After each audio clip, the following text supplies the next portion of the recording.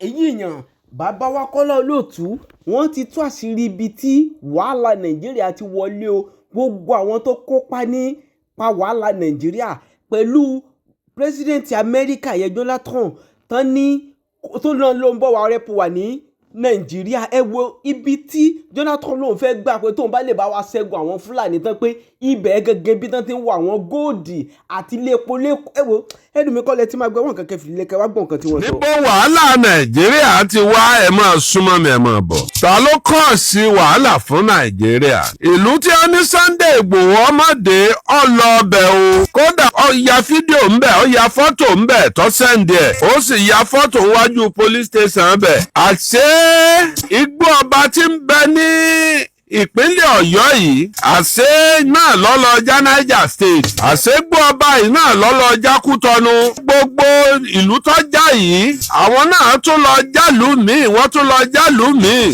àṣé gbọ́ ọba náà ló tún lọ jáwọ́ orílẹ̀-èdè míì ọ̀fẹ́nu sọ gbogbo bíi Mali látọ̀ orílẹ̀-èdè kan sórílẹ̀-èdè kejì àjọ àgbáyé ló sì lágbára lórí ẹ̀ àṣẹ́nu gbọ́ ọba yìí kò sí orílẹ̀-èdè kan tó lágbára tó bá ń bẹ nínú àjọ àgbáyé tó lè sọ pé òun ò fẹ́ o òun fẹ́ wú gbogbo igi ibẹ̀ òun fẹ́ máa rí gbogbo ibẹ̀ kétékété òun fẹ́ gbé katapila lọ bẹ̀ kóhun ó wú igi kóhun ó wú gbogbo ẹ̀ pé ibẹ̀ làwọn èèyàn ń fara pamọ́ sí àṣejọba orílẹ̀-èdè kan ò lágbára ẹ̀ a tó ń bèrè ìjọba àpínlẹ̀ kí ni agbára tíjọba àgbáyé ní lórí igbó ọba yìí òfin wo ní bẹ lórí igbó ọba yìí àṣẹ nínú igbó ọba yìí lẹ́yìn ẹranko èèyàn gbọ́dọ̀ gbénú igbó ọba yìí wọn gbọ́dọ̀ kọ́lé síbẹ̀ àṣẹ nínú igbó ọba yìí ó wà nínú òfin pé wọn gbọ́dọ̀ máa da màálù ńbẹ̀ wọn gbọ́dọ̀ máa sọ̀rọ̀ ajé ńbẹ̀ àṣẹ nínú igbó ọba yìí ó wà ńbẹ̀ pé wọn gbọ́dọ̀ máa dá fátìrì ibẹ̀ nínú òfin àjọ àgbáyé ni o nínú igbó ọba tiwa tìpínlẹ̀ Ọ̀yọ́ àti tìpínlẹ̀ Kwara tó líǹkì mọ́ Kwara stéètì òun náà lọ gba oríire lọ́gbẹ́tì ibẹ̀ náà wọ́n gbàdé Kwara stéètì àṣẹ àwọn kan ń gbẹ́nu igbó yẹn tó jẹ́ pé àwọn Fúlàní tó lé ní 7,000 àṣẹ wọn ní ibùjókòó níbi tí wọ́n ń gbé níbẹ̀ tí wọ́n lọ́ba tí wọ́n níjòyè àṣẹ bẹ̀ lágbára débi pé wọ́n ń ṣe káràkátà lójoojúmọ́ ń bẹ̀ àṣẹ màálù tí ń bẹ nínú igbó ọba yìí tá a bá mú látòríire Ògbómọ̀ṣọ́ yìí tá a bá mú lọ títí tí dáfídé bọ́dà lọ́hùn àsólé ní 5 million màálù tó wà ní igbó ọba yìí tó sì jẹ́ pé àwọn màálù yìí lólúwa àṣé kò sí nǹkan ìjagun tó lágbára tí ò sínú igbó ọba yìí àṣé AK-47 àṣé tọ́ì ni àti AK-49 bí ìgbà tọ́mọ èké bá ń fi bèbí ṣeré ni nínú bẹ̀ àṣé báwa kan ṣe mọ̀ pé tá a bá gbé mọ́tò láti challenge àmọ́ bá ṣe gbà á tọ́jẹ́ pé yóò yá tá a fi dé géètì kíá àṣẹ làwọn kan mọ àtọ́jú ilé àtọ̀nà ẹ̀bùrú ọ̀nà gbọ́rọ̀ àtọ̀nà bùsọ̀ bẹ̀ àwọn tá a jọ máa rà àdúgbò bẹ̀ gan àmọ́ tó wọn tó sì jájòjì ni wọn.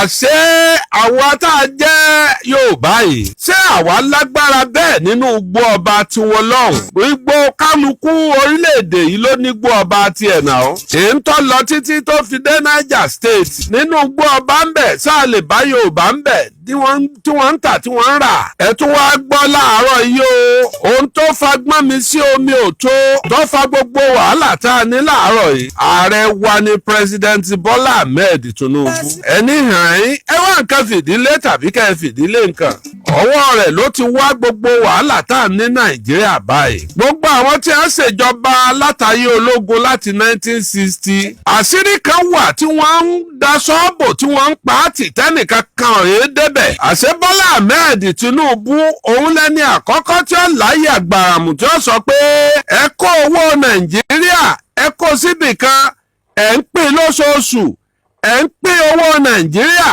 ẹ fi ń ṣe sọ́bsidì àwọn mẹ̀kúnnù ń jìyà ẹ̀yin sì ń pín owó ẹ̀ ń dagbádá bolẹ̀ gẹ̀rẹ̀yẹ̀ láì ní ọkọ̀ ojú omi tí ń fa epo ẹ sì ń pín owó sọ́bsidì ẹ sì ń pín síbẹ̀síbẹ̀ Nàìjíríà tẹ́ ń pínwó rẹ̀ yìí ó ti á jẹrà wọnú ó ti ń di pé wọn ò rówó oṣù òṣìṣẹ́ san àwọn orílẹ̀-èdè kéékèèké ń yá wa lówó tá a fi ń sanwó oṣù bá a ṣe dẹrú China nìyẹn o nípasẹ̀ pà ń yáwó lọ́wọ́ wọn a sì tó fẹ́ máa ṣiṣẹ́ ìjọba tó ti kàmpé pé láàrin ọdún 4 tó ń bá lò òun ó ṣe ribiribi òun ó ṣe yàyà 6 nígbà ọba débẹ̀ ni ò ní bówó tó bá débẹ̀ tí ò bówó ó sì fẹ́ káwọn aráàlú rí pé òun náà ṣe nǹkan wúrúwúrú wọ́n wá lọ báwọn China wọ́n wá fi kòlùkù pẹ̀lú wọn pé ẹjọ́ ẹ bù aláṣìírí ẹ bá wa ṣe bíríìjì báyìí ẹ bá wa ṣe bíríìjì báyìí a máa sanwó rẹ̀ fọ́dún 25 a máa sanwó rẹ̀ fógójì ọdún gbèsè tí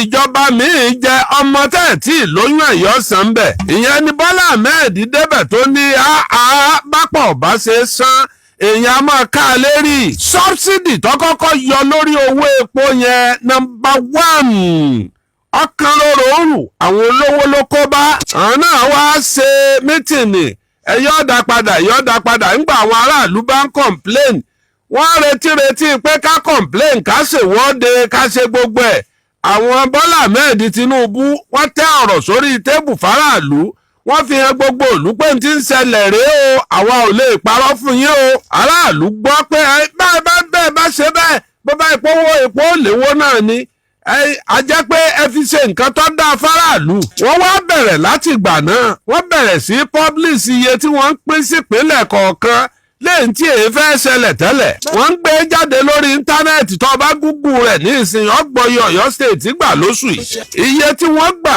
iye tí wọ́n pín ní stéètì kọ̀ọ̀kan wọ́n ń tú àṣírí yẹn ìyẹn dé ní ara tó fa sùnwọ̀n mí ni mò ń sọ fún yín yẹn o ẹ kàn máa kùn lẹ́ẹ̀mọ́ kùn náà o àwọn olówó yẹn àtàwùsà àti ti Ìgbò àti tilẹ̀ Yorùbá gbogbo wọn foríkorí wọn ṣe mítìnì ẹ̀yin bọ́ bá gbóúnjẹ lẹ́nu wa òun náà ò ní láṣẹ yege ká tó sọ̀yún òtàn òun náà ò ṣe díẹ̀díẹ̀ ká tó pẹ́rú ẹyẹ kéré ó tútù gbóúnjẹ wọ́n máa gbówó kan jáde ní Central Bank tí a bá gbówó ń jáde tí a bá ń ṣẹ́ owó ní 50 naira ní Central Bank wọ́n máa tà ní bíi 120 naira níta láì fà ẹni wọ́n bá fẹ́ là wọ́n kàn gbé owó fún gbìí lówó Central Bank wọ́n gbé fún òun gbé fáwọn bòròdò change bọ́ bá pé kò rówó rárá lórí ẹ̀ bí ẹ bá fún 20 naira lórí rẹ̀ òun ti là bí a bá gbé fún yàn lẹ́ẹ̀kan kọ̀yẹ́ kọ́ńtọ̀ ń tún mọ̀ sí mọ́ tí ó fi jáde láyé Bọ́lá Ahmed débẹ̀ ọkọ̀ wọ́bọ̀ ó ní kò rí bẹ́ẹ̀ mọ́ o ibi tówó Central Bank bá ń lọ ibi tí dọ́là bá ń lọ tí pásítálì bá ń lọ kí gbogbo wọn jọ máa mọ̀ ẹ̀ ń bá fẹ́ ṣẹ́wó kí kálukú ọmọ lọ dàrẹ́ẹ̀tì owó ṣíṣẹ́ ti báǹkì ti Central Bank àti bòròdò change ọwọ́ afẹ́ jọra wọn ni wọ́n tún ní irú kí leléyìí àwọn oníjọ́ ṣèjọba rẹ̀ láṣegbádùn kò dín méjì ẹlẹ́ẹ̀kẹta rèé o gbogbo gómìnà nípínlẹ̀ wọ́n ti dọ́gbọ́n wípé àpò wọn ní owó local government ń wà àwọn ni wọ́n ń ṣàlàyé pé Bọ́lájí máa lọ Ìbàdàn nọ́ọ̀tì máa lọ Ìbàdàn west lọ́mọ bá ń sojú mi ń bẹ̀. irun gba alágbàṣe ọ̀sán ní gògògò kó gò tó ẹni ó gbóko fún. tí Bọ́lájí bá ń pẹ́ kinní kan ojú títì kan ṣe kinní kan yọjú sí mi lọ́la. ìjọba Bọ́lá Ahmed débẹ̀ ó ní òrírọ̀ ẹ̀ mọ́ pé kálukú àwọn local government yóò máa gbowó dàrẹ́ẹ̀tì ni. kò dín mẹ́ta ara wàhálà tí Bọ́lá Ahmed tó fà sí wa lọ́rùn. èyí tó bá wá fẹ́ tó fi jẹ̀bi nú àwọn ọ̀rọ̀ tí mò ń sọ ẹ máa kọ́lẹ̀ o pé ọjẹ̀bí ń bì ọjàre ń bì. ó ní local government ni wọ́n máa sanwó local government fún direct. àwọn ìpínlẹ̀ mi ò tí ì bọ́ nínú àǹfààní kí local government ó máa gbowó ẹ̀ direct. bí local government ó bá sì gbowó ẹ̀ direct àwọn kọ̀ọ̀kan wà tó jẹ́ pé kò ní jẹ́ ṣíṣe local government lọ́mọ títí agboolé tó bàjẹ́ ńlọ́mọ gọ́tà tí ò dáa gbogbo ẹ̀ ju gbogbo ẹ̀ lọ́rẹ̀ ìjẹ́ ẹ mọ̀ pé nínú igbó ọba yìí nítorí wípé ìjọba filẹ̀ fún ọdún pípẹ́ láti 1960 tí wọ́n ti pín wa ló ti wà bẹ́ẹ̀ ẹnìkankan èé ṣe nǹkankan lórí ẹ̀ àbálò àbábọ̀ ogun olé papọ̀ mọ́ ti ta àwọn èèbó wọ́n fọwọ́sowọ́pọ̀ pẹ̀lú àwọn ọmọ wa nínú ilé wọ́n sì wọnú igbó yìí wọ́n sì wá bí tí àwọn nǹkan àlùmọ́ọ́nì wà ń bẹ̀ wọ́n sì ń wà á láti ìgbà náà láti ìgbà tí wọ́n ti wọnú igbó yìí láti ìgbà tá a ti ń jẹ gbèsè tá a rówó san ká a ti ń ké báwọn pé ẹ dákun ẹ yá wa níye báyìí á fi sanwó oṣù o àwọn ń ṣe construction lọ́dọ̀ wa wọ́n láǹfààní àti máa kó àwọn nǹkan èlò tí wọ́n fi bá wa kọ́lé wá tí wọ́n fi la bíríìjì wá nínú àwọn nǹkan yẹn tí wọ́n fi yẹlẹ̀ wò tí wọ́n fi yẹ gbogbo mineral resources tó wà nù lẹ̀ nǹkan àlùmọ́ọ́nì wọ́n kàn ó láwọn oríṣiríṣi àwọn bínú gbó yẹn wọ́n kẹnu bá sunùkún ẹ̀ wọ́n bẹ̀rẹ̀ sí ní wú wọ́n wà diamond wọ́n wà lithium ní tí wọ́n ń pè ní lithium ọ̀fẹ́ wọn ju góòlù lọ tí wọ́n bá wọ àpò ajílẹ̀ lithium kan àpò ajílẹ̀ tọ́kadà lè gbé láti inú igbó yẹn níbi tí ó gbé jáde sí tí wọ́n fi máa lóòdù ẹ̀ sórí tírélà 12,000 ni ọ̀kadà ń gbà láàrin ìrìn ordinary bíi 30 minutes 40 minutes. ìjẹ́rú ọlọ́kadà míì ṣé yóò fẹ́ gbèrò gbòòrò mọ́ tó bá yípo bẹ̀ lẹ́ẹ̀mẹ́ta lójúmọ́ tó gba 12,000 ṣe mọ̀ pé òun ti ráyé wánu wọ́n wá ń wá kínní yìí tipẹ́ tí wọ́n ti kẹnu bọ̀ ọ̀pọ̀lọpọ̀ wàhálà tó dé bá wa àwọn nǹkan èròjà ogun tó wọlé á bá àwọn màálù wá wọ́n dín mọ́ màálù àwọn màálù tí ń kírọ̀sì láti bọ́dà àwọn ọ̀bọ̀n wọ́n ń dín mọ́ ara màálù wọ́n ń gbé wọn kírọ̀sì bọ́dà gbogbo àwọn nǹkan yẹn ti wà nù Nàìjíríà dẹ́dẹ́dẹ́ ìjọba wa sọ wípé àwọn ò fẹ́ kí wọ́n wá nǹkan àlùmọ́ọ́nì tó jẹ́ ti gbogbo Nàìjíríà èyí tí a wà nínú Ọ̀yọ́ stéètì tí Ọ̀yọ́ stéètì bá yí padà tó bá dà bí Èkó owó tí a ti rí ń bẹ̀ ó tó ohun tí ó lè sọ Ọ̀yọ́ stéètì tí ó fàìn ju Àbújá lọ owó stéètì níbo lẹ wá ń kó o lọ ṣùgbọ́n sáwọn stéètì mọ̀ ń pa rẹ̀ àwọn wo ló ń gba 600,000 lọ́wọ́ àwọn tírélà kọ̀ọ̀kan tí wọ́n ń lọ rèé kó nǹkan tírélà ò sì lọbẹ̀ rárá ó kéré pin 100 tírélà ń wọbẹ̀ lójúmọ́ tí ń jáde ta ni wọ́n ń sanwó yẹn fún owó tí wọ́n ń san táwọn tírélà ń san yẹn ta ni wọ́n ń san fún lábẹ́ àṣẹ àjọba wo ni àbáwọn kan ní àkàn ń lo agbára wọn tí wọ́n ń lọ rèé gbowó ń bẹ̀ àtẹ̀mí àtẹ̀yìn wọ́n ti fìyà jẹ wá jìnnà gbogbo ohun tí Tinubu mọ̀ lóhùn ń jà fún rèé tí wọ́n fi ní túnú rẹ̀ ó fa sàbí ti pọ̀ jù fún kí ni tiẹ̀ ó kọjú mọ́jọba tí ń ṣe èwo tún ní tiẹ̀ pẹ̀lú gbá àtàwo ìjọba òkèèrè ọ̀pápọ̀ mọ́ tilẹ̀ wa ó ń kó nǹkan èròjà ogun ó ń kó fún wọn bí ẹ bá bá yín fà á ẹ bá wọn fà á ẹ má gbà fún wọn. àwọn Amẹ́ríkà tí àwọn ní àwọn wá gbìjà wá ń jò ní information tó dájú ń bẹ lọ́wọ́ wọn ni a fi wá wọ́n ní information lọ́wọ́ pé àwọn èèyàn ni a sì ń gbá ojú Nàìjíríà báyìí ọ̀dà ṣe ń wá já yín sí àwọn náà ò ṣe tí wọ́n fọ́lọ́hún o bá a bá bá yín gbà bá a bá bá wọn lé yín wọn kúrò ń bẹ̀ àwọn tí wọ́n ń gbógun tì yín nǹkan kan ẹ rí bí ọwọ́ bí kíní bí kòtò lítíọ̀nù tí wọ́n ń gbẹ̀hún àwọn ọba yín mú bẹ̀ dání àti bí ọwọ́ epo bíi Calabar Port Harcourt epo kan tí ń bẹ lẹ́kọ̀ọ́ náà tí wọn ò tí ì discover àti tòògùn àmọ́ báyìí mójútó bẹ̀ nígbò láwà bọ́ lóko ẹrú lóòótọ́ àwọn Amẹ́ríkà lè gbèjà wa tí wọ́n bá wa lé gbogbo àwọn agbésùnmọ̀mí ṣùgbọ́n àpadà tó bọ́ sọ́wọ́ tiwọn náà ni àwọn náà padà mọ́ control ẹ tó bá wù wọ́n mọ́ fi sórí àlééfà ìyẹn ni wọ́n fẹ́ bá wọn fà ní ràn táwọn ràn ò gbà àwa láàmú ṣèjọba ara wa fúnra wa ẹ̀ níyàn fún wa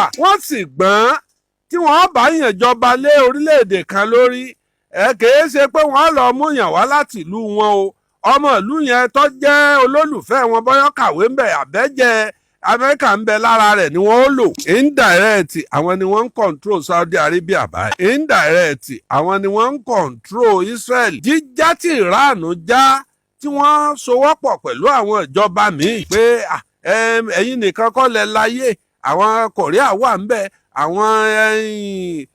àwọn gbá wà ń bẹ àwọn àwo wà ń bẹ àwọn Russia wà ń bẹ tí wọ́n rí pé àwọn eléyìí ti fẹ́ mọ̀ já o eléyìí fẹ́ mọ̀ já tètè pa lẹ́nu mọ́ kó tó di pé yóò já wọn yòókù lọ o èyí tí wọ́n débẹ̀ tí wọ́n àrẹ́sì wọn láàrin ẹjọ́ mẹ́ta tí wọ́n kó ń bẹ̀ láàrin ọ̀sẹ̀ kan ni a pè lọ́ba dìgbà akínní náà mọ̀ fẹ́ mọ̀ ṣe bí ẹlẹ́ran ara wá tún kéròjà irinṣẹ́ wọlé sí i nígbà wọn bẹ̀rẹ̀ ní rí i pé eléyìí kọjá bẹ́ẹ̀ ẹja bá negotiate ni o àwọn eléyìí ọ̀kọ́kú eṣẹ́ ọ̀kọ́kú ni wọ́n o àwọn tá a láà fẹ́ ju bọ́ǹbù sí tí gbogbo wọn bọ́ta tí wọ́n so wọ́pọ̀ tí wọ́n fẹ́ fèsì ikú yìí àwọn eléyìí wọn ò ṣeé bá jagun o tí wọ́n bá ti gbé orílẹ̀-èdè kan wò tí wọ́n ti rí wípé agbára àwọn ò lè ká wọn rìn ẹ̀yìn ń bẹ̀ pàápàá jùlọ tí wọ́n ti rí wípé àwọn orílẹ̀-èdè tó lágbára bíi Russia wà lẹ́yìn wọn níjó ní Russia ń sọ pé k'Amẹ́ríkà ọmọ tanra rẹ̀ jẹ́ o àwọn Iran wọ́n ní àdó olóró tí wọ́n lè yìn láti ìlú wọn tí ó sì balẹ̀ sí Amẹ́ríkà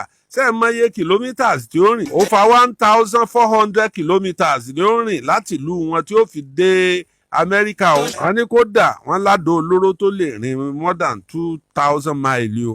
Ọwọ́ ń lọ bẹ́ẹ̀ ẹlẹ́kẹrin mọ kàálẹ̀ fún yín níbi nǹkan ìwakùsà. Àwọn nǹkan tí ń kógun bá wa là ń wò lẹ̀ ń gbọ́n o. Gbogbo ọmọ tí a kó lọ nú gbó kèésì àwọn ọmọ ọmọ pọ́mọ tálíkà ni wọn ò lè rí kọ́bọ̀ tí wọ́n gbà lọ wọn. Wọ́n níjọba làwọn fẹ́ bá negotiate. Gbogbo tí wọ́n mọ̀ pé tí wọ́n mọ̀ dìmáàndì fún lọ́wọ́ ìjọba àwọn tẹ́ ẹ dà wọ́n lẹ̀. Àwọn bíi ìwakùsà báyìí ẹ fílẹ̀ fáwọn ẹ mọ̀ débẹ̀ mọ́ ẹja wọn mọ̀ mójútó. Ṣé wọ́n ti á gbàjọba àbí wọn ò gbàjọba indirect báwọn.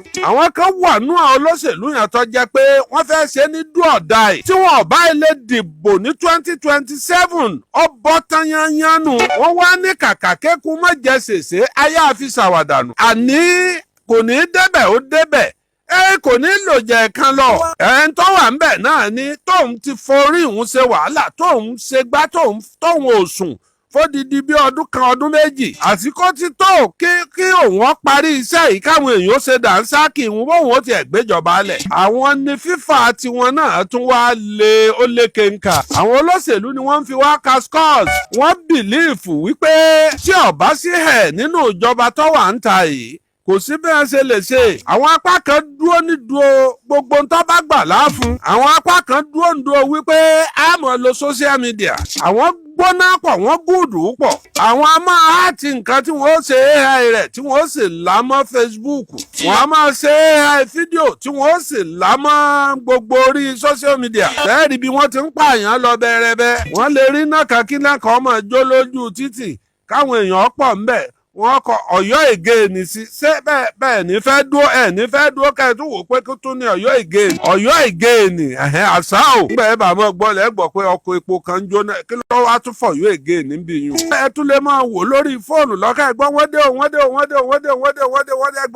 ẹgbàwọ́. ó wàá lọ ya ibi àwọn ọmọ sùkúù níbi tí wọ́n ti ń sáré bóyá wọ́n ń ṣeré lọ́sàn-án wọ́n jọ ń léra wọn lọ́sàn-án wọ́n yà mọ́ wọ́n wàá ya AI gbogbo àwọn gbọ́mọgbọ́mọ wọ́n yà wọ́n plug ẹ̀ mọ́ra wọn. ẹgbàwọ́ o. wọ́n fi voice over sí lábẹ́ ẹnìkan máa sọ pé kinní kan. ọ̀pọ̀lọpọ̀ àwọn tó ń rí lórí Facebook àtàwọn tó ń rí lórí social media yẹn tí wọ́n ń jẹ́ ọkọ Yorùbá tí mi ọjọ́ ẹ̀sán gbódélé nǹkan kan Ògúndèjì ń bẹ̀ irọ́ ni kèé sàwọn ẹ̀yà wa àwọn ẹ̀yà míì ní lóókọ wa tí wọ́n fi ọba sọ fún kínní ní ọgbà ọba sọ pé eke ń wá ṣùkú lóókọ rẹ náà ní ọgbà tí ó gbé ọgbé jáde òṣèlú wà lára tí ń fi wá kaskọ́ọ̀sì yìí. Yorùbá ọmọ odù tó dá wà sálàáfíà mọ́ bá yín àlàáfíà Olódùmarè kò ní fi ń sílẹ̀ kò ní fi wá sílẹ̀ kò ní fi gbogbo wa lẹ̀ àkó òtútù àbá àkó ọ̀rìnrìn ní ká pé àbí àkó afẹ́rẹ́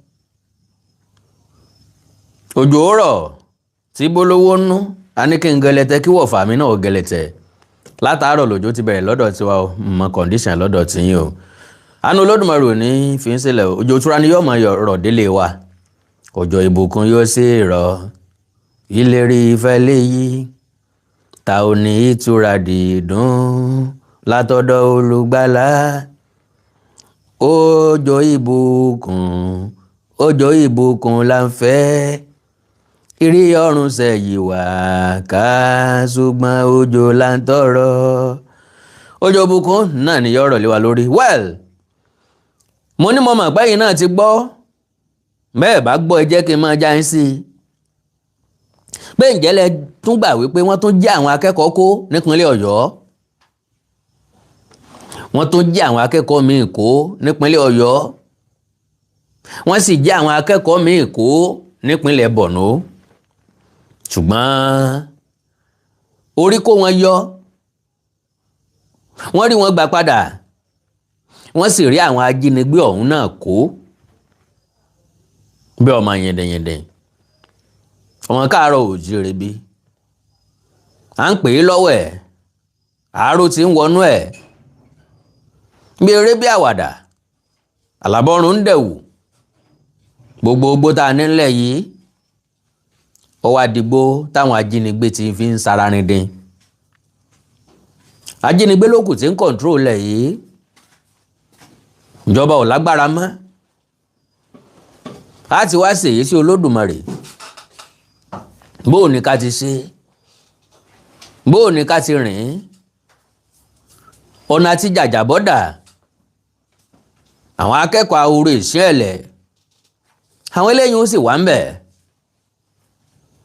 Mo gbọ́rọ̀ lẹ́nu ọkùnrin kan tí ń bẹ nílé ìjọba, tó ti ń bẹ nílé ìjọba tẹ́lẹ̀, tó ní wọ́n jí nephew òun gbé. Ó lò 37 days lọ́dọ̀ àwọn ajínigbé. Eléyìí ń bẹ láàyè ọ̀tọ̀ àwọn Ògèdèngbé. Kí n má fi gbà kókò. Bàbá wa pásítọ̀ ìjọ Rìdíìmù, pásítọ̀ Enoch Adébóyè Adéjàre, bàbá sọ̀rọ̀ lórí ọ̀rọ̀ insecurity. Làwọn èèyàn bá mú bàbá aládùn àgbà mú lórí social media. Ìbú tán lé ilé ebú, èpè tán lé ilé pè. Wọ́n ní ń bí bàbá wà láyé Jonathan ń bá wọn náà protest. Kí wá ló dé tí bàbá àjọ Rìdíìmù ní a ò lè expect Bọ́lá Ahmed Tinubu kó gbé kakí wọ̀. Gbogbo ọmọ Nàìjíríà lọ́kọ̀ mínú. Bó lórí orílẹ̀-èdè bá lè gbé kakí wọ̀, kò sí ní tó bá dé ń bẹ̀ o. Bàbá láàlè sọ pé kí Bọ́lá Tinubu gbé kakí wọ̀ kó wọnú igbó lọ. Lóòótọ́ ni. Ṣùgbọ́n bẹ́jọ́ bá jẹ́ tẹrin, kò pé ká mọ̀mọ́ dá. Ńgbà ayé Goodluck Jonathan, this same Bọ́lá Ahmed Tinubu yìí jáde, ó protest. This same bàbá Adébóyè pẹ̀lú àwọn onígbàgbọ́ kan náà, wọ́n jáde, wọ́n protest. Kí ló dì í lọ́wọ́ láti protest eléyìí? So, ṣé ká sọ wípé ethnic bigot ni gbogbo wa, including myself? Because tó bá dàsìkò kan nínú ìrìn àjò ayé wa, àmọ́ pé tó ẹ̀yà mi làkọ́kọ́ o, especially myself. Yoruba will always be the first on my mind. So, and that one is natural. Kò sí ẹ̀yà kan tí yóò ronú fẹ́ yà mí. Let's all be sincere with ourselves. Ṣàfẹ́ni tí bá ń parọ́, àwọn hypocrite náà máa ń fẹnu jà fẹ́ yà mí instead of ẹ̀yà tiwọn. Lóòótọ́, ìjọmọlúàbí ọ̀tọ̀, ìjọmọnìyàn ọ̀tọ̀. Ṣùgbọ́n Yorùbá ti parí ọ̀rọ̀, wọ́n lẹ́ni ó bá sínwín bí òkú ìyá ẹni. Bàbá ya wèrè bí òkú bàbá ẹ̀ náà kò bá di. Àwọn ẹ̀yà tá a fẹ́ kú nítorí wọn, tá a fẹ́ jà nítorí wọn, ìjà wọn ń jà nítorí tiwa. So, ojú ayé ni, kò ní ìtumọ̀ lọ́dọ̀ ru wa. Ẹ má jà lo àmì fàágùn fún. Mo nígbàgbọ́ pé ẹ̀yin bàbá àti màmá mi bẹ́ẹ̀ bá ṣe ń wọlé ẹ̀ máa bá ń pín program yẹn. Kó lè délé kó dógo ẹ sáà ti mà wípé mí kì í he ìrà débi pé wọ́n máa wé yìí tí ọ̀lọ́mọ nú káàkiri. Mi ò bá níṣẹ́ tí mo fẹ́ jẹ́ fún yín. Who am I láti gbà á kó yín? Mi ò bá lọ́rọ̀ tó wà important tí mo fẹ́ jẹ́ kẹ́ ẹ gbọ́, why tí mo fẹ́ dá yín dúró lásán. So pápápá, iṣẹ́ tí ẹ bẹ̀ mí tí mo wá jẹ́, ó ní tàwọn akẹ́kọ̀ọ́ tí wọ́n tún jí kó nínú igbó Ìbàràpá. Àwọn ọmọ ọlọ́mọ jẹ́jẹ́ àwọn ní eléyìí tó gbé mi wá gangan, àti àwọn akẹ́kọ̀ọ́ tí wọ́n ń ṣèdánwò nẹ́kò lọ́wọ́, táwọn ajínigbé tún kì mọ́lẹ̀, wọ́n tún kó wọn, wọ́n tún káwọn olùkọ́ wọn. That is another incident tó tún ẹ̀sẹ̀ ṣẹlẹ̀. Ògúndá kan kò yí tán, ó tún lóhun Ògúndá méjì. Àwọn tí wọ́n kó àìrí wọn gbà padà, wọ́n tún kí àwọn míì lọ́rùn mọ́lẹ̀, wọ́n tún kó wọn wọgbó lọ. Ẹ wá ní orílẹ̀-èdè yìí ọ̀dà, àpé ò ní dá, torí pé ń tó sọ pé ìlú ó dùn, ó nìkan kọ́ ni ó jẹ́ ẹ̀. Àfáà tó ní yóò mú ọmọ rẹ̀ ò ní jẹ tírà. Eléyìí ń túmọ̀ sí wípé ìrọ̀rùn gí ni ìrọ̀rùn ẹyẹ. Bàbá ti ń gbàdúrà àlàáfíà ló. à ń gbàdúrà àlàáfíà ara wa. Bó nílé ẹ̀gbẹ́ rẹ tí ó bá ti ní sinmi, possibility ń bẹ kí wọ́n wá kànlẹ̀kùn ilé rẹ lóru. Àbí ọ̀sẹ̀lẹ̀ sí ń rí ni táboyún wà nílé kejì ilé kẹta ládùúgbò yín tí wọ́n fẹ́ gbé lọ sílé ìwòsàn bóyá ńgbà tí ń rọbí tó fẹ́ bímọ tí wọn ò sì ní mọ́tò là tàbí lọ́kadà tó jẹ́ pé lẹ̀kùn ilé rẹ̀ wọ́n wà á kàn. Ẹ dákun sà, ẹ má bínú, ìyàwó mi ló ti ń rọbí látàárọ̀, ibi tó sì gba káàdì sí jìn díẹ̀, wọ́n á ní kẹ́ ẹ bá ń help ẹ̀ kẹ́ ẹ bá gbé dé hospital. Dákun torí Ọlọ́run sóò ní ẹ lọ. Àbọ̀ sọ pé ẹ wò ó mò ń sùn lọ́wọ́ o. Ọ̀nà méjì ló pín sí. Ìsídà kó fọ́n kọ́kọ́rọ́ pé mi ò lè wa mọ́tò lálẹ́ o, kọ́kọ́rọ́ rẹ̀ ẹ máa gbé lọ, tó bá dàrọ̀ ẹ bá ń gbé mọ́tò wá. Tàbí kó o parun mọ́jú kó o bá wọn gbé lọ, because ọ̀nà méjì ló pín sí. Bí wọn ò bá rí gbé lọ tí nǹkan bá ṣẹlẹ̀ sáláboyún, sọ́ọ̀sà kúrò ládùúgbò ni, wọn ò ní fojú rẹ wù ọ́, ìwọ gan ló ní lórí síra ẹ̀. Ẹlẹ́ẹ̀kejì, wọ́n wá rí miss aláboyún ọ̀hún wá padà bímọ, ojú wo ló fi kí wọn pé ewu ọmọ ńjọ́ kejì àbí ńjọ́ kẹta? Bó lẹ́tùn ṣe wora yín só kúrò ládùúgbò fún wọn. So àwọn nǹkan kan máa ń wà tó jẹ́ wípé kò ní ṣẹlẹ̀ síyàn ṣùgbọ́n yóò ṣẹlẹ̀ sẹ́ni tó kàn yàn. Ńlá fi sọ wípé ẹ̀já fojoojúmọ́ ayé ṣe rere, torí òní kọ́, torí ọ̀la àwa àti tàwọn ọmọ wa ni. Pápápẹ́ jẹ́ kí n sáré lọ sọ̀rọ̀ ti bàbá Adébóyè ká tó lọ sọ́dọ̀ àwọn tajínigbé. Bàbá Adébóyè ní Bọ́lá Ahmed Tinubu àlè expect ẹ̀ kó gbé kakíwọ̀ kó wọnú ìgbẹ́ lọ. Pápápẹ́ jẹ́ sáré débẹ̀. The General Overseer of the Redeemed Christian Church of God, RCCG, Pastor Enoch Adeboye, has defended President Bola Ahmed Tinubu against growing criticism over the worsening insecurity across Nigeria. Lóòótọ́ la gbọ́dọ̀ criticize Bola Ahmed Tinubu, lóòótọ́ ni.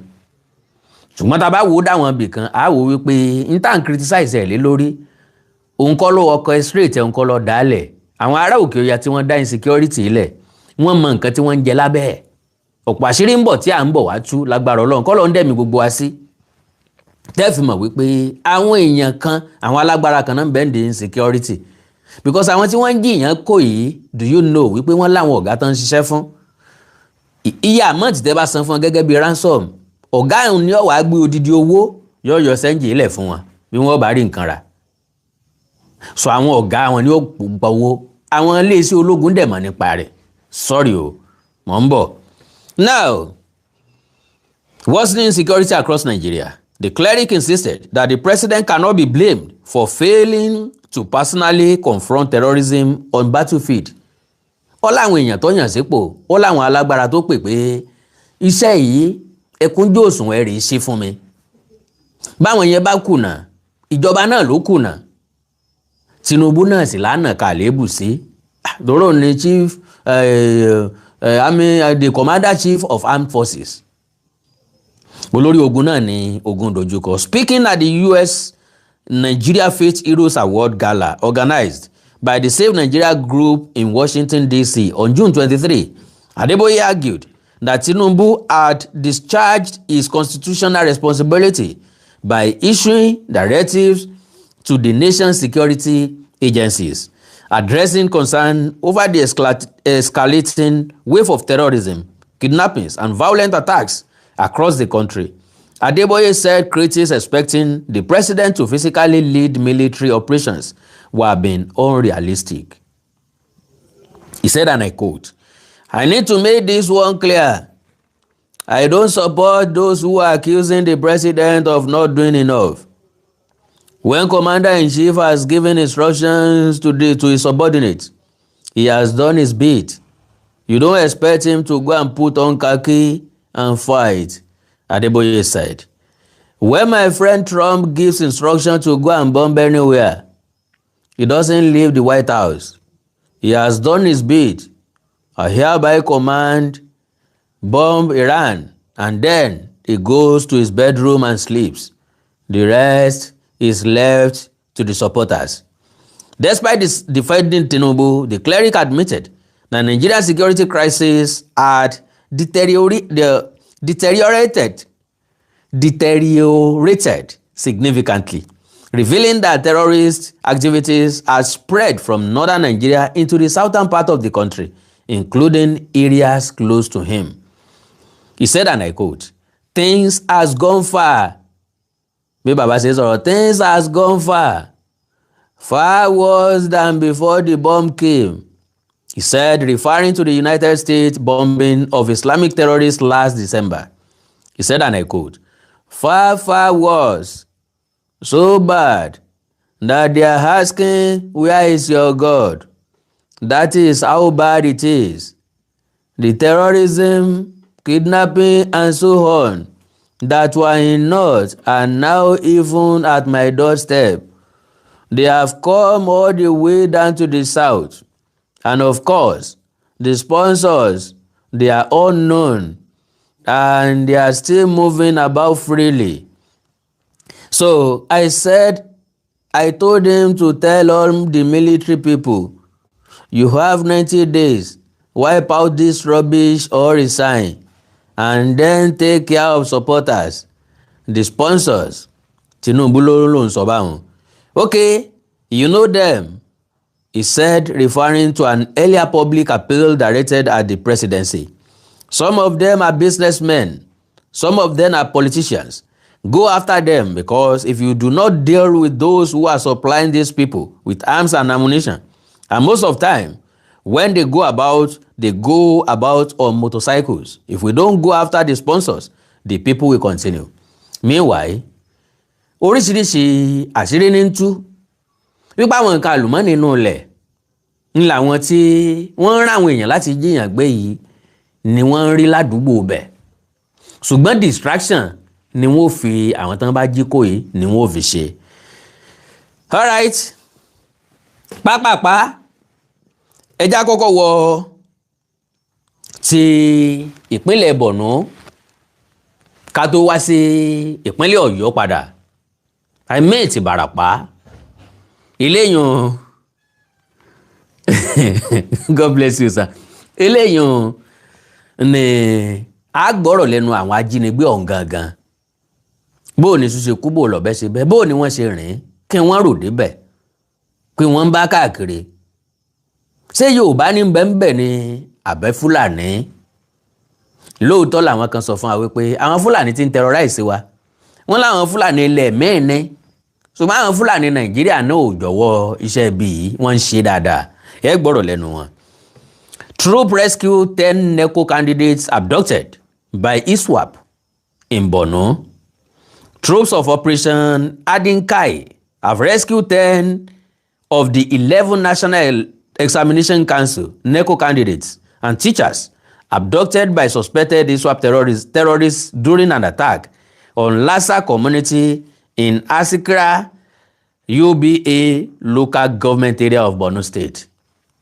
The acting military information officer, Captain Mohammed Goni, disclosed this in a statement on Monday, saying the attack occurred at about 9 a.m. while students of the technical secondary school were writing their NECO examinations.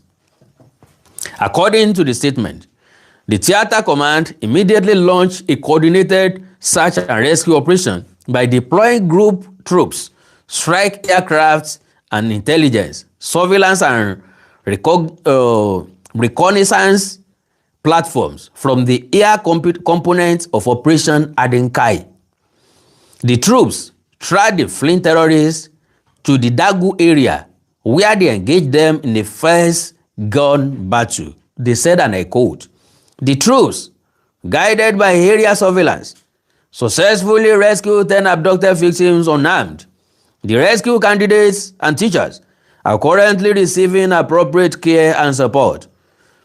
The military said effort tí wọ́n lò ń bẹ̀ hàn tí wọ́n discharge àwọn tó lo ẹkọ̀ òfurufú gangan tí wọ́n dẹ̀ lé wọn bá kí ló dé tá lò nínú igbó Odoyo National Park. Àwọn akẹ́kọ̀ọ́ wa tán kó ń bẹ̀ láti bí ọjọ́ bíi mélòó kan sẹ́yìn títí ń lọ oṣù méjì báyìí. Kí ló dé tá rescue àwọn náà? Because tó bá ti ń di July 15 ni yóò pé oṣù méjì gẹ́rẹ́gẹ́ táwọn ọmọ yìí ti kó nínú ilé wọn.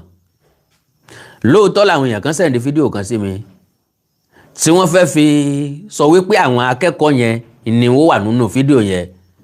Àwọn akẹ́kọ̀ọ́ ń dàbí ọmọ tó ní pansọ́kọ̀. Wọ́n dàbí ọmọ tó ní pansọ́kọ̀ kámọ̀dà kọ kwásọkọ̀. Báwọn ìyá wa ṣe nu ó ṣe wá rí bí ọmọ tó ní pansọ́kọ̀ báyìí. Àgbẹ̀ àmọ́ mi kwásọkọ̀ ni kwásọkọ̀ pansọ́kọ̀ ó ní pansọ́kọ̀. Àwọn ọmọ yìí ò rón jẹjẹ bọ̀ èmi ò gbà pé àwọn akẹ́kọ̀ọ́ ti ọ̀dọ̀ wa ni. Àwọn èèyàn máa ń oríṣiríṣi nǹkan náà máa ń tag mọ́ nǹkan tí ń ṣẹlẹ̀. So the troops guided by areas of okay. During the operation, troops reportedly outmaneuvered the terrorists, inflicted casualties on them, and recovered 7 motorcycles used during the attack, significantly disrupting their escape. The operation, however, claimed the lives of one soldier of Operation Adinkai and a member of the Civilian Joint Task Force. They said, and I quote, their courage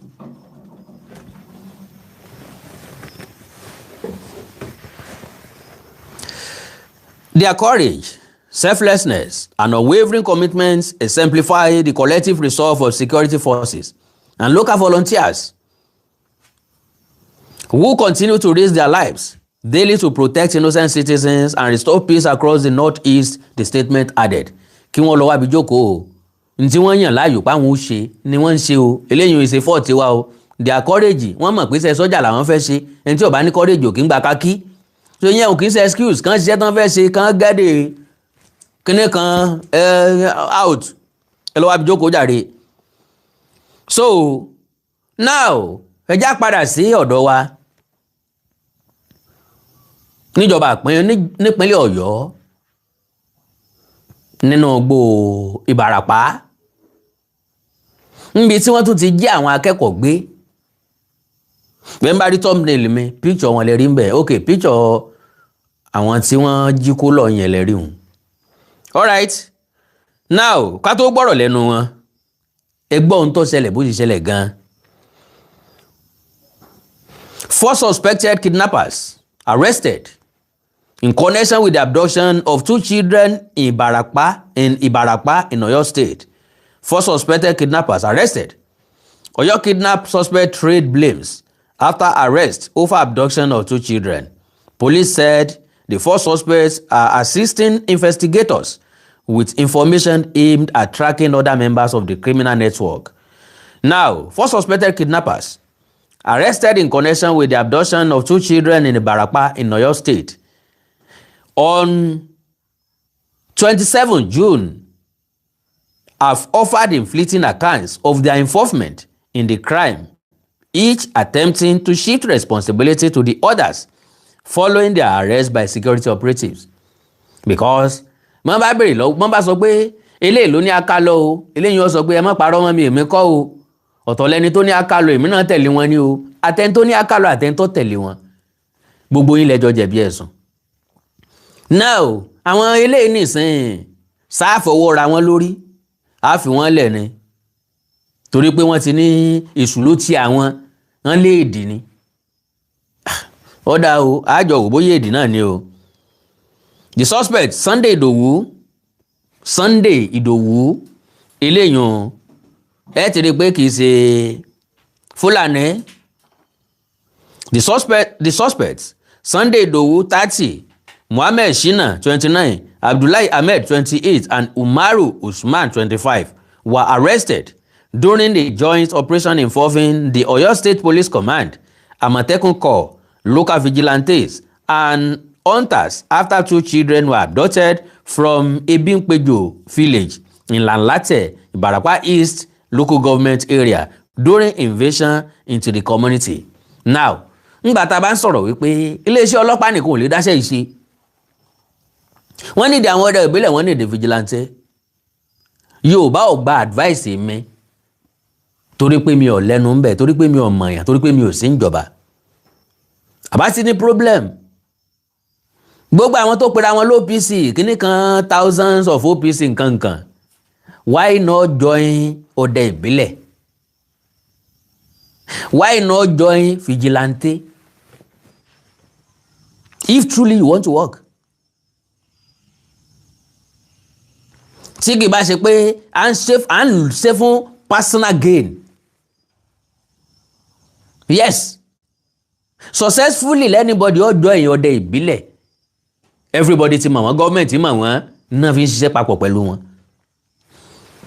Ẹni tó bá join vigilante successfully ni wọ́n help wa láti rescue àwọn ọmọ yìí láwùjọ iṣẹ́ pọ̀ pẹ̀lú àwọn task force pẹ̀lú àwọn ọlọ́pàá, wọ́n wà recognized by law.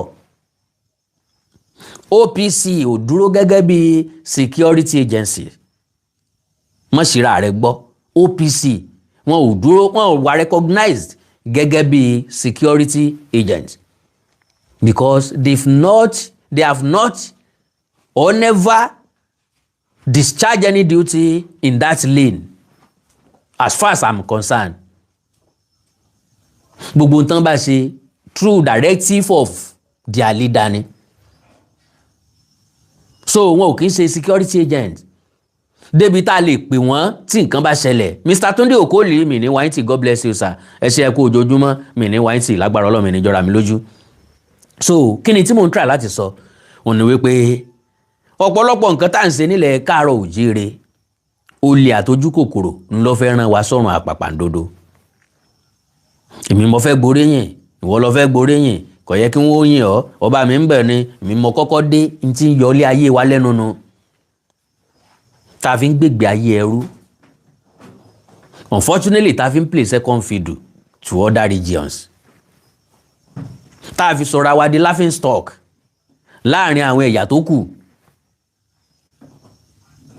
Wọ́n á ní tẹ́ bá ń wá dumping site ẹ máa lọ sílẹ̀ Yorùbá, ẹ lọ dump àwọn Fúlàní, àwọn Haúsá tí òòrùn jẹjẹ tí òrìṣẹ́ ṣe, ẹ dump wọn bẹ́ẹ̀, kálukú fine way ń bẹ́ẹ̀. Tọ́ra ti wà too much accommodating, láti wà too accommodating. Kò sẹ́ńtà àlè gbà á lé wa bá a bá ti rówó. Owó ọ̀nà kò sí nǹkan tá a fi ṣe o. At the end of the day kẹ́ mo fẹnu já láàrin ọ̀sẹ̀ kan ẹ̀ nà tán. Kẹ́ẹ̀kan wá examine ẹni tẹ́ fẹ́ gbowó lọ́wọ́ ẹ̀, ẹ béèrè iṣẹ́ tí ń ṣe, ó dọ̀ràn sí wa lọ́rùn, a ní lè ṣe. Ńgbà bá kó wọn wọlé tán bá bẹ̀rẹ̀ sí ní terrorize wa, a ní mọ bí tán, àmọ́ gbà tán jáde, àmọ́ gbà tán wọlé, because àwa gangan ò bá wọn gbé. Asáàkànmọ́ pa gbàyàn sílé, wọ́n sì ń sanwó fún wa náà ni, problem wa nìyẹn. Bọ́ bá jẹ́ pé lóòótọ́ ńlá fẹ́ kílẹ̀ Yorùbá wà lálàáfíà, mo ti sọ láti bí ọdún 6, 7, 8 sẹ́yìn pé Àmọ̀tẹ́kùn pẹ̀lú yúnífọ́ọ̀mù ọ̀dà o, ṣùgbọ́n rú Àmọ̀tẹ́kùn táwọn expect kọ́ lélẹ́yìí tá a rí. The best way for us òun ni pé vigilante ti wà establish, ẹjá máa darapọ̀ mọ́ vigilante. Gbogbo àwọn tá a bá lá ní interest sí security outfit, let's join the vigilante tó lè ṣiṣẹ́ pọ̀ pẹ̀lú ọlọ́pàá, tọ́lọ́pàá lè mú dání. OPC ṣẹ̀ṣẹ̀ ń dà proofa gọ́ọ̀mẹ̀ntì kan àbá proofa ọ̀gá wọn, kò make sense tó, because àwọn ló ń pariwo jù lórí social media nísìnyí. Ariwo tí wọ́n dẹ̀ ń pa sí wa létí ni pé àwọn ní millions followers tí ò ṣiṣẹ́, we don't know their impact. So now pàápàá Ọ̀yọ́ people, police said the first suspect Mbo. Okay.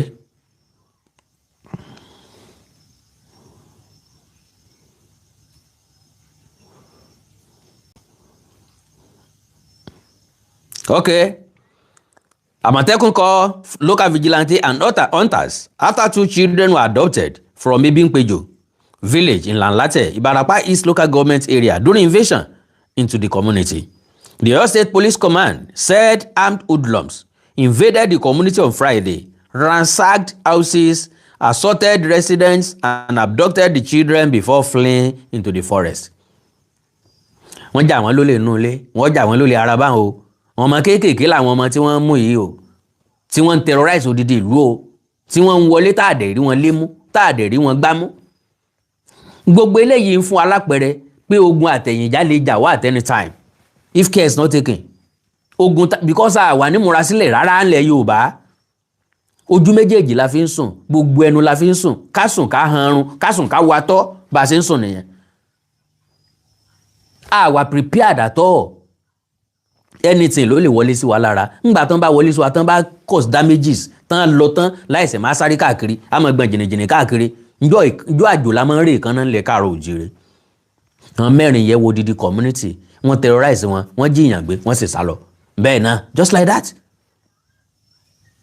Àwọn géńdé bí ó sì wórí TikTok wọ́n máa sọ nonsense fún wa. All right, they all say police okay into the forest.